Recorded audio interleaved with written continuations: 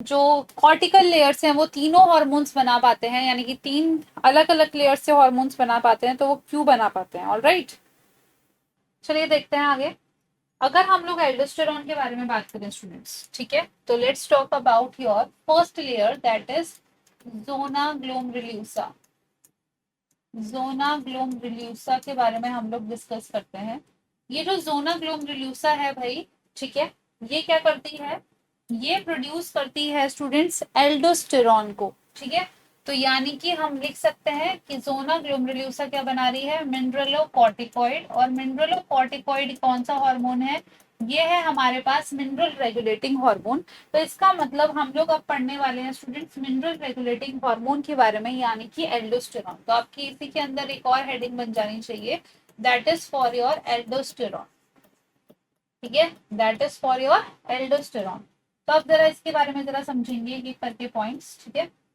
Aldosterone के बारे में पॉइंट समझेंगे। तो मेन हमारा जो लिखना है पॉइंट्स, हमें लिखना है एल्डोस्टेरॉन के बारे में। तो भाई एल्डोस्टेरॉन मिनरल्स को रेगुलेट कर रहा है, बट कौन से मिनरल्स को रेगुलेट कर रहा है, तो ये आपकी बॉडी में स्टूडेंट्स रिस्पॉन्सिबल है फॉर सोडियम एंड पोटेशियम, ठीक है, responsible for sodium and potassium concentration with in are blood. With in are blood, हमारे ब्लड में सोडियम और पोटेशियम की कंसंट्रेशन के लिए ये रिस्पॉन्सिबल है। अगर मैं कहूँ स्टूडेंट्स, तो सोडियम को तो ये करना चाहता है रीएब्जॉर्ब। तो सोडियम का क्या करा देता है बच्चे, रीएब्जॉर्प्शन कराता है। और कहाँ से कराता है, फिल्ट्रेट से कराता है, क्योंकि इसके रिसेप्टर्स जो हैं आपको वो मिलते हैं बच्चे नेफ्रॉन्स से। तो फ्रॉम द नेफ्रॉन्स, ठीक है, from the nephron filtrate, nephron के फिल्ट्रेट से आपको इसका रीएब्जॉर्प्शन करने को मिल जाता है। नेक्स्ट अगर मैं बात करूं तो पोटेशियम में क्या होता है, पोटेशियम को नेफ्रॉन में ही रिलीज करा देता है। तो पोटेशियम एक्सक्रीशन या पोटेशियम रिलीज, ठीक है, potassium release back into the filtrate of nephron, filtrate of nephron. तो इसका मतलब ये हो गया भाई कि ये जो एल्डोस्टेरॉन है चाहता है कि सोडियम तो हमारे ब्लड में बना रहे, पर पोटेशियम जो है वो हमारे ब्लड में ना बना रहे, मतलब निकल जाए। तो इससे क्या होगा कि सोडियम को रखना चाहता है, पोटेशियम को नहीं रखना चाहता। तो सोडियम को रखने से क्या फायदा होगा, तो सोडियम रिटेंशन क्या करवाता है, is directly proportional to the water retention. मतलब हमारी बॉडी में जितना सोडियम होगा उतना ही वाटर का भी रिटेंशन होगा। तो अगर तुमने सोडियम का रीएब्जॉर्प्शन कराया है तो कहीं ना कहीं तुमने पानी का भी रीएब्जॉर्प्शन करा दिया। मतलब अगर तुमने सोडियम का रीएब्जॉर्प्शन करा दिया है स्टूडेंट्स, तो इसका मतलब आपने क्या करा दिया, आपने करा दिया है पानी का भी रीएब्जॉर्प्शन, वाटर का भी रीएब्जॉर्प्शन जो है बच्चे वो आपने करा दिया है, ठीक है। और वाटर का रीएब्जॉर्प्शन होगा कहाँ, कहाँ जाएगा पानी, भाई वो जाएगा ब्लड में वापस। तो इसका मतलब है कि अगर तुमने पानी का रीएब्जॉर्प्शन करा दिया तो इसका मतलब जो तुम्हारी ब्लड है उसी के अंदर तो जा रहा है, तो मतलब तुमने ब्लड वॉल्यूम जो है बच्चे उसको भी क्या कर दिया, तुमने बढ़ा दिया। तो ब्लड वॉल्यूम भी आप क्या हो जाएगा, तुम्हारी बॉडी में बढ़ जाएगा। समझ में आ गया। अब मान लो किसी की बॉडी में अचानक से सोडियम की कमी हो जाए या फिर एल्डोस्टेरॉन की, चलो डेफिशिएंसी लेके चलते हैं। Suppose if an individual, suppose if an individual, ठीक है, is deficient in sodium, sorry, aldosterone concentration, deficient in aldosterone concentration, मतलब अगर किसी इंडिविजुअल के अंदर एल्डोस्टेरॉन की जो मात्रा है बच्चे वो क्या हो जाए, वो काफी कम हो जाए। तो अब इस कंडीशन में क्या होगा, अगर एल्डोस्टेरॉन की मात्रा काफी ज्यादा कम हो जाए तब क्या होगा बच्चे, तो इस कंडीशन में एल्डोस्टेरॉन की डेफिशिएंसी को जरा देखते हैं तो जस्ट अपोजिट कंडीशन हो जाएगी ना, मतलब सोडियम का रीएब्जॉर्प्शन कम हो जाएगा, सोडियम का रीएब्जॉर्प्शन जो है बच्चे वो क्या हो जाएगा, कम हो जाएगा। मतलब अब सोडियम की मात्रा यूरिन में बढ़ जाएगी। तो सोडियम जो है उसका अमाउंट बढ़ जाएगा कहाँ पर, यूरिन में, क्योंकि वो हमारी बॉडी से अब एक्सक्रीट आउट हो रहा है और इसके वजह से जो वाटर रिटेंशन होगा वो भी कम हो जाएगा। और वाटर रिटेंशन कम का मतलब है स्टूडेंट्स की जो वाटर रीएब्जॉर्प्शन है वो भी क्या हो जाएगा, अब हमारे अंदर से कम हो जाएगा। तो वाटर रीएब्जॉर्प्शन भी कम हो जाएगा, वाटर रिटेंशन भी कम हो जाएगा और सोडियम की मात्रा तो कम हो ही जाएगी। और इसके वजह से जो पोटेशियम है वो हमारे ब्लड में बढ़ जाएगा। तो पोटेशियम जो है वो बढ़ जाएगा बच्चे कहाँ पर, इन ब्लड, जिसको हमें निकालना था वो बढ़ गया। तो रिवर्स कंडीशन हो जाएगी, इस चीज का और ध्यान रखना।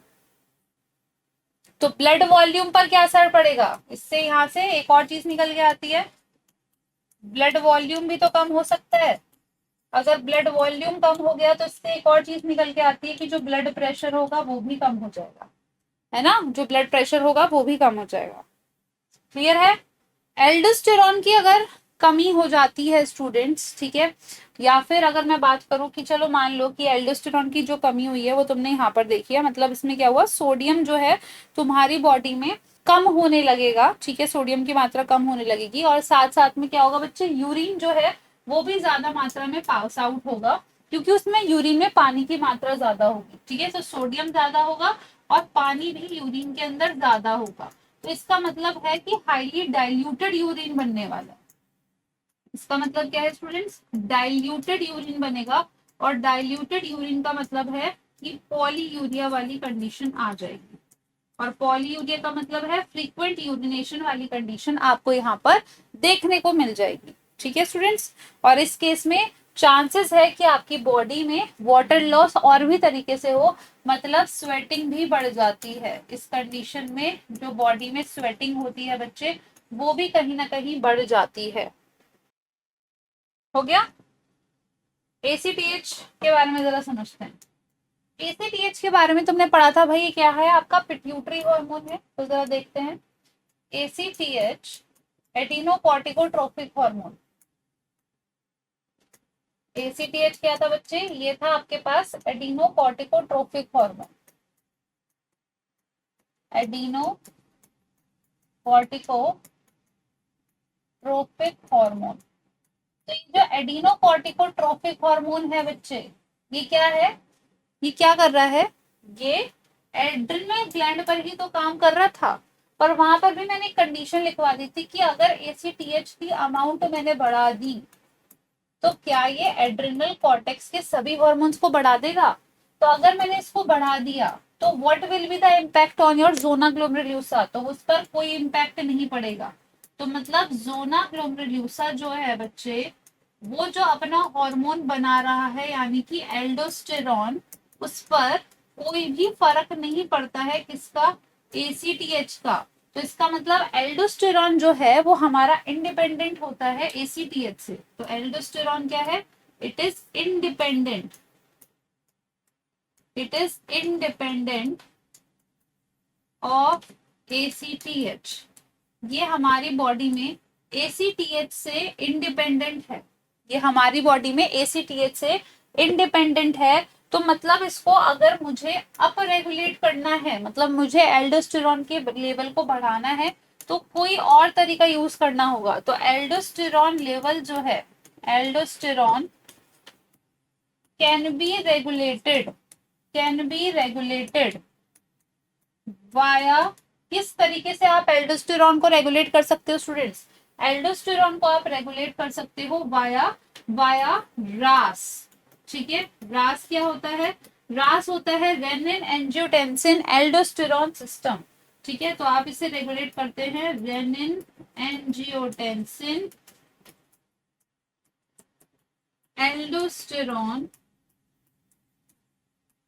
सिस्टम की मदद से, रेनिन एंजियोटेंसिन एल्डोस्टेरॉन सिस्टम की मदद से आप एल्डोस्टेरॉन को रेगुलेट कर सकते हैं, ना कि एसीटीएच की मदद से। समझ में आ गया इतना पॉइंट, इसको लिखेंगे जल्दी से। अब अगर हम स्टूडेंट्स देखें, ठीक है, अच्छा ये वाला आपके लिए स्टूडेंट्स होमवर्क रहेगा, यानी कि इसमें आपको लेबलिंग करनी होगी कि कौन कौन से पार्ट्स है। तो this is a kind of homework for you guys, so that you can detect कि भाई A B C D E ये जो आपके पास पॉइंट्स हैं, ठीक है, ये कौन से हैं। और इसमें साथ के साथ आपको क्या बताना होगा, इसमें आपको टिश्यूज या लेयर के साथ साथ आपको एक तो बतानी है कि लेयर कौन सी है, और इसी के साथ साथ आपको ये भी बताना होगा स्टूडेंट्स, ठीक है, लेयर्स के साथ साथ आपको ये भी बताना होगा कि यहाँ पर कौन से हॉर्मोन्स हैं जो कि ये लेयर्स बना रही हैं। तो हॉर्मोन्स के नाम भी आपको बताने होंगे, तो ये आपके लिए होमवर्क रहेगा। ऑलराइट स्टूडेंट्स, चलिए नेक्स्ट स्लाइड की तरफ बढ़ते हैं। तो अगर हम लोग देखें भाई, तो रासफॉर हमें समझना है, यानी कि जिस तरीके से मॉड्यूलेट हो रहा है, यानी कि रास को अगर हमें समझना है तो उसके लिए बच्चे हमें देखना पड़ेगा juxta glomerularly apparatus, juxta glomerular apparatus. तो रास जो है ये कैसे होता है, controlled by juxta glomerular apparatus, juxta glomerular apparatus, juxta glomerular apparatus की मदद से आप रास को अपनी बॉडी में रेगुलेट करते हैं। अब इस चीज को समझते हैं कैसे। तो भाई तुमने एक नेफ्रॉन का डायग्राम देखा था, तो नेफ्रॉन का तुम लोग ने डायग्राम देखा होगा, अगर नहीं देखा है तो मैं ड्रॉ कर देती हूँ। इस तरीके से रहते हैं बच्चे हमारी किडनी के अंदर नेफ्रॉन्स। ये हमारे पास वोमेन्स कैप्सूल है, दिस इज द पीसीटी। ये हमारे पास बच्चे आ गया हेनलीज लूप, और हेनलीज लूप के ऊपर जाते हुए बच्चे दिस इज योर डीसीटी वाला पार्ट, और इसके बाद हमारे पास ये आ गया कौन सा बच्चे, ये आ गया हमारे पास कलेक्टिंग ट्यूब्यूल। ये हमारे पास क्या आ गया स्टूडेंट्स, कलेक्टिंग ट्यूब्यूल आ गया। ठीक है, अब अगर हम लोग देखें तो यहाँ पर ये आ जाता है बच्चे एफरेंट एट्रियोल। ठीक है, ये आ जाता है हमारे पास एफरेंट एट्रियोल, और उसके बाद इधर आ जाता है ग्लोमेरुलोसा, और ये आ जाता है स्टूडेंट्स इफरेंट एट्रियोल। तो ये कंडीशन हमारे पास आती है। अब अगर हम लोग इसमें ध्यान से देखें, ठीक है, तो ये आपको इस तरीके से कंडीशन देखने को मिलती है कहाँ पर, अपनी नोटबुक्स एंड बुक्स में। तो ये यहाँ पे मैं लेबलिंग कर देती हूँ students, this is the women's capsule, ये है बच्चे वोमेन्स कैप्सूल।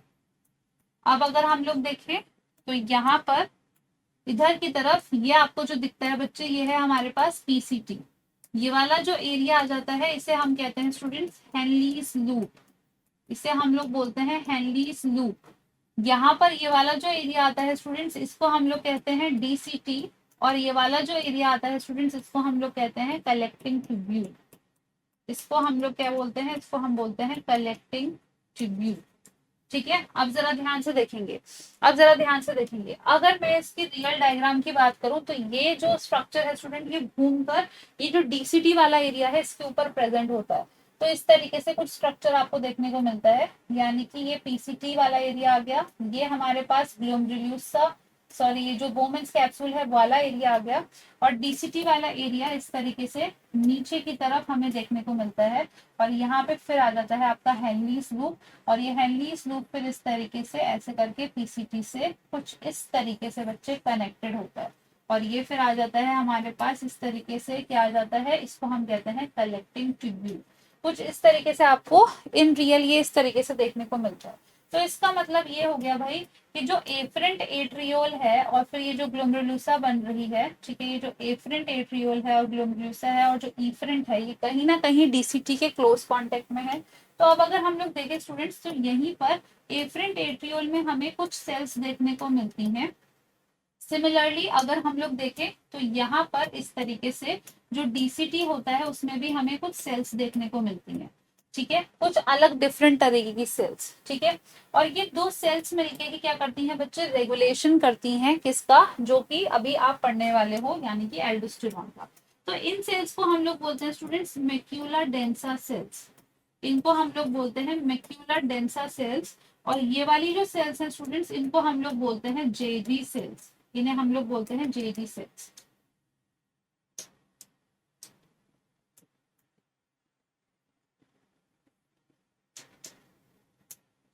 इसके लिए मैं लिख देती हूँ students macula densa cells, macula densa sales.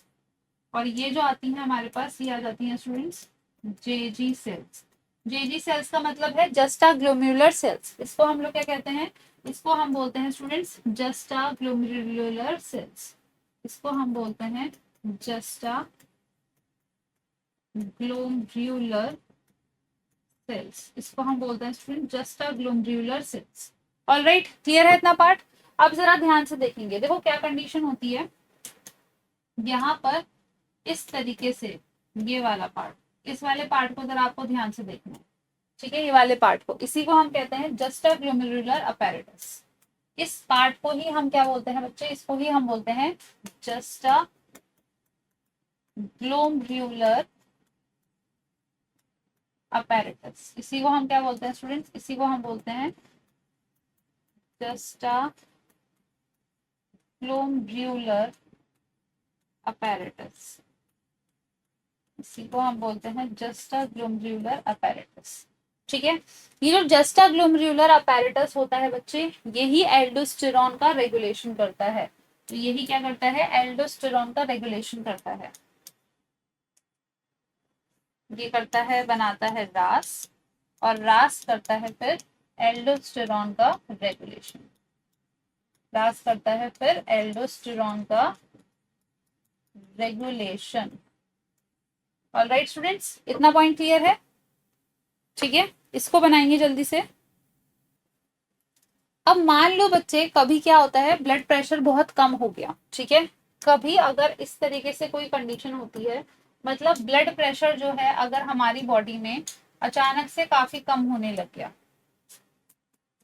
अगर ब्लड प्रेशर अचानक से हमारी बॉडी में कम होने लग गया, तो इसका रीजन ये होगा ना कि अगर ब्लड प्रेशर कम है तो जो फिल्ट्रेशन आपके नेफ्रॉन में होने वाला है वो भी कम होगा।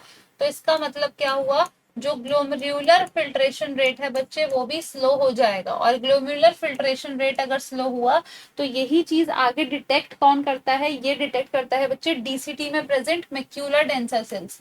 तो डीसीटी में आपके पास प्रेजेंट है मैक्यूलर डेंसा सेल्स, और मैक्यूलर डेंसा सेल्स को हम लोग क्या बोल देते हैं स्टूडेंट्स, इसको हम लोग बोल देते हैं सेंसरी सेल्स।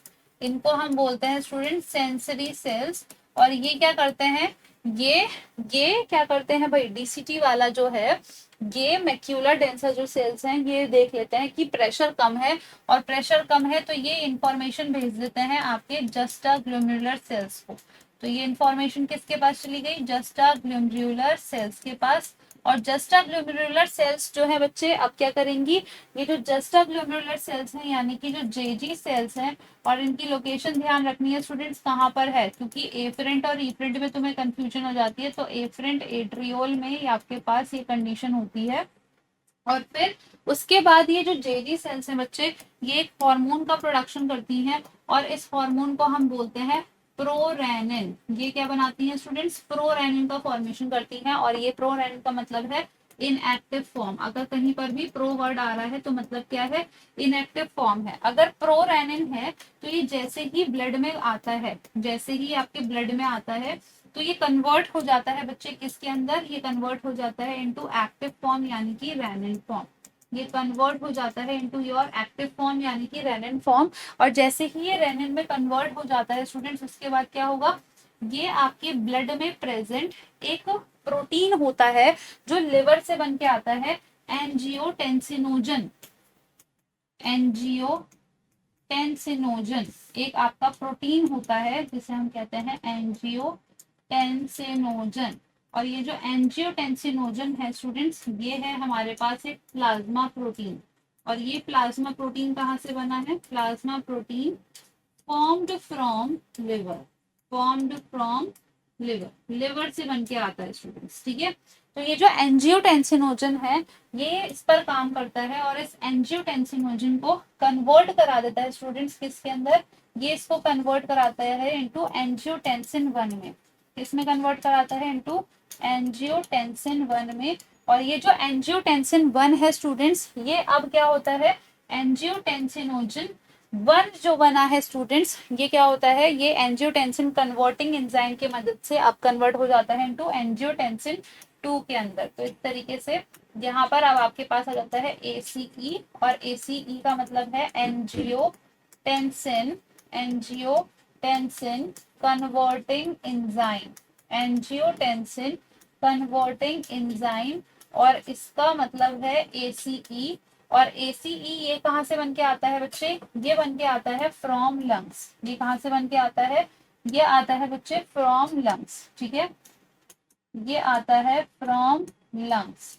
लंग से बन के आता है, ठीक है। और अब ये क्या बना लेगा बच्चे, ACE जो है, ठीक है, एंजियोटेंसिन 1 ये कन्वर्ट करा देता है इनटू एंजियोटेंसिन 2 में। ये किस में कन्वर्ट करा देता है, एंजियोटेंसिन 2 में। और एंजियोटेंसिन 2 जो है बच्चे अब क्या कराता है, ये एड्रिनल ग्लैंड पर काम करता है। एंजियोटेंसिन 2 जो है बच्चे ये क्या करता है, अब acts on the adrenal gland, acts on adrenal cortex. और कॉर्टेक्स में भी तुम्हें पता है कौन सी लेयर, जोना ग्लोमेरुलोसा पर अब ये काम करता है। तो ये किस पर काम करता है, जोना ग्लोमेरुलोसा पर, जोना ग्लोमेरुलोसा पर काम करता है। और उसके बाद उस पर क्या कराता है बच्चे, जोना ग्लोमेरुलोसा पर जैसे ही काम करेगा तो वहां से फिर एल्डोस्टेरॉन का प्रोडक्शन को ये बढ़ा देता है। तो जैसे ही एल्डोस्टेरॉन की मात्रा आपके ब्लड में बढ़ने लगती है, तुरंत सोडियम का रीएब्जॉर्प्शन और पानी का रीएब्जॉर्प्शन स्टार्ट हो जाता है।